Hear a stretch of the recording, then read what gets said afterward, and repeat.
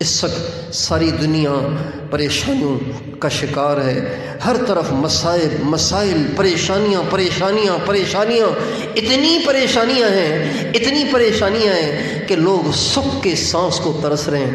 میرے دوستو، اس کی وجہ کوئی اور نہیں ہے، اس کی وجہ حاسدین نہیں ہے، اس کی وجہ کوئی کافر نہیں ہے، اس کی وجہ کوئی اور نہیں ہے، اس کی وجہ میں خود ہوں کہ میرے اپنے اعمال بگڑ گئے ہیں۔ چنانچہ اللہ تعالیٰ فرماتے ہیں وَلَنُذِيقَنَّهُم مِّنَ الْعَذَابِ الْأَدْنَىٰ دُونَ الْعَذَابِ الْأَكْبَرِ لَعَلَّهُمْ يَرْجِعُونَ۔ اللہ فرماتے ہیں جو لوگ میری نافرمانی کرتے ہیں ہم مرنے سے پہلے ان پر تکلیف بھیجتے ہیں تاکہ جہنم کے عذاب سے بچ جائیں اور اس تکلیف سے بیدار ہو کر وہ ہماری طرف رجوع کریں۔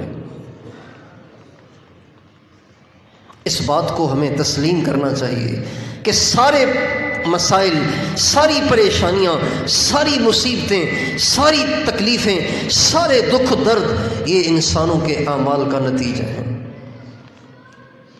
جب تک انسانوں کے اعمال ٹھیک نہیں ہوں گے اللہ پاک کی طرف سے حالات ٹھیک نہیں ہوں گے۔ اللہ اس کے حالات ٹھیک کرے گا جس کے اعمال ٹھیک ہوں گے، اللہ اس کے حالات ٹھیک کرے گا جس کے اعمال ٹھیک ہوں گے، اللہ اس کے حالات ٹھیک کرے گا جس کے اعمال ٹھیک ہوں گے، اللہ اس کے حالات ٹھیک کرے گا جس کے اعمال ٹھیک ہوں گے، اللہ اس کے حالات ٹھیک کرے گا جس کے اعمال ٹھیک ہوں گے۔ 5 دفعہ میں نے اس بات کو دہرایا ہے، یہ اہم بات ہے۔ لوگ اپنی پریشانیوں کو دور کرنے کے لیے اسباب ٹھیک کرتے ہیں، کہتے ہیں اکیلا کمانے والا ہوں، کام نہیں چل رہا، بیوی کو بھی کمانے پہ لگا دیا، اب بھی کام نہیں چل رہا، بچیوں کو بھی کمانے پہ لگا دیا، اب بھی کام نہیں چل رہا، بچوں کو بھی کمانے پہ لگا دیا۔ کیوں بھائی اتنے ساروں کے کمانے کی کیا ضرورت پڑ رہی ہے؟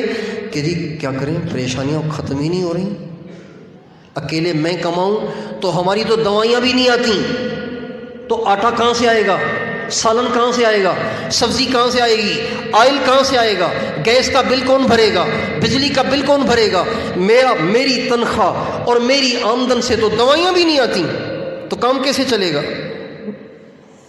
لہذا ہم اسباب کے راستے ڈھونڈتے ہیں، اسباب کے راستے تلاش کرتے ہیں اور اپنے حالات کو ٹھیک کرنا چاہتے ہیں۔